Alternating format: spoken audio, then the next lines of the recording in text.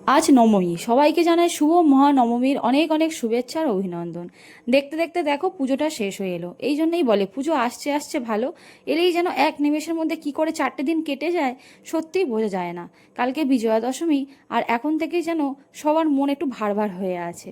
মা এই তো এলেন, আর কটা দিন যদি থাকতেন তাহলে যেন খুব ভালো হতো, তাই না?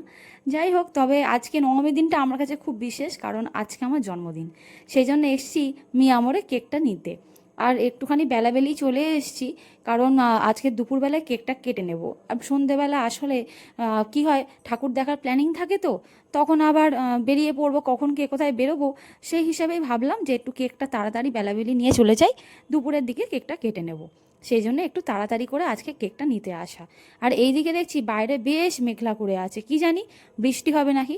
অবশ্য আমার জন্মদিনে দেখেছি প্রায়ই বৃষ্টি হয়, সেজন্য না হওয়াটা কোনো অস্বাভাবিক কিছু নয়, হতেও পারে। অষ্টমীর রাতেও তো টিপি টিপি বৃষ্টি হয়েছে। কলকাতার দিকে গিয়েছিলাম ঠাকুর দেখতে, তখন রাস্তায় বেশ বৃষ্টি পেয়েছিলাম। চলো, কেকের নাম লেখা হয়ে গেছে। আর এবার একটুখানি দেখছি দুটো পেস্ট্রিও নেবো এখান থেকে। আমাদের ওই দুই ভাগ্না ভাগ্নি এসছে, তো ওরা চলে যাবে, তখন তো কেকটা কাটা হবে না। সেই জন্যই ওদের জন্য একটুখানি দুখানা পেস্ট্রি নেবো, নিয়ে চলে যাব, ওদেরকে পাঠিয়ে দেবো। তো বাড়িতে চলে এসেছি, এখন প্রায় বাজে দুপুর 2:30 মতো বাজে। তো মা বললো কেকটা এবার কেটে নে, কারণ এরপরে নয়তো দেরি হয়ে যাবে। তারপর সবাই খেতে টেতে বসবো আর কি, কেকটা কেটে নিয়ে।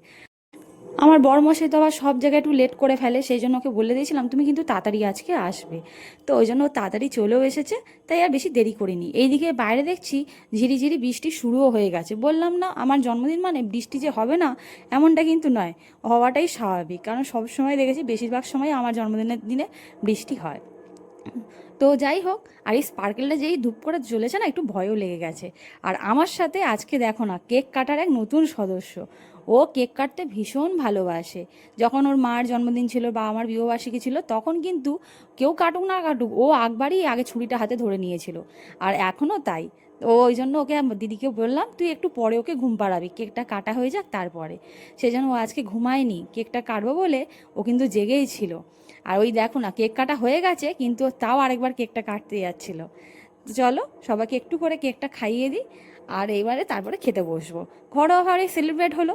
আমার বার্থডেটা বাড়ির লোকেদের নিয়েই সেলিব্রেট করতে কিন্তু খুব আনন্দ লাগে, তাই না? এই দিনটা বাড়ির লোকগুলো কাছে থাকলেই তাহলেই মনে হয় সব সার্থক। তো চলো এবারে কেকটা খাওয়ার পরে তারপরে বসবো খেতে। আজকে কিন্তু দুপুরে ভীষণ ভালো ভালো মেনু হয়েছে, সবটাই তোমাদেরকে দেখাবো। আর এই কেকটা যেটা এনেছিলাম না, এটা ভীষণ ভালো খেতে। তবে হ্যাঁ, এত গলে যাচ্ছে, মানে বেশ কিছুক্ষণ বাইরে ছিল বলে দেখলাম গলে গেছে, আবার ফ্রিজে রাখতে হবে তাড়াতাড়ি। আর এই যে জন্মদিনে নতুন একটা ড্রেস পরেছি, আর এই হলো জন্মদিনের লুক আমার বলতে পারো। যাই হোক, চলো দুপুরে খেতে বসে পড়েছি। আজকের মেনুতে ছিল হচ্ছে ডাল, আলু ভাজা, পটল ভাজা, বেগুন ভাজা। বেগুন ভাজা আমি নিই নি। আর তারপরে ছিল মাছের ঝাল, আর তারপর ছিল মাটন, চাটনি, পাঁপড়। এছাড়া মিষ্টি তো রয়েছে, পায়েসও রয়েছে। পায়েসটা আমি একটু আগে খেয়ে নিয়েছি, মা আমাকে আগে বললে একটু খেয়ে নিতে, তাই আমি খেয়ে নিয়েছিলাম। আর মিষ্টিটাও ফ্রিজেই রয়েছে, এখন খাওয়া হচ্ছে না, ওটা পরে খাওয়া হবে। আর এই দেখো কিরম জোরে বৃষ্টি এসছে, দেখছো? যাই হোক, ভিডিওটা ভালো লাগলে অবশ্যই লাইক কমেন্ট শেয়ার করতে ভুলবে না। আর হ্যাঁ, আমার ভিডিওগুলো ভালো লাগলে অবশ্যই কিন্তু আমাকে একটু ফলো করে রেখো। সবাই খুব ভালো থেকো, সুস্থ থেকো।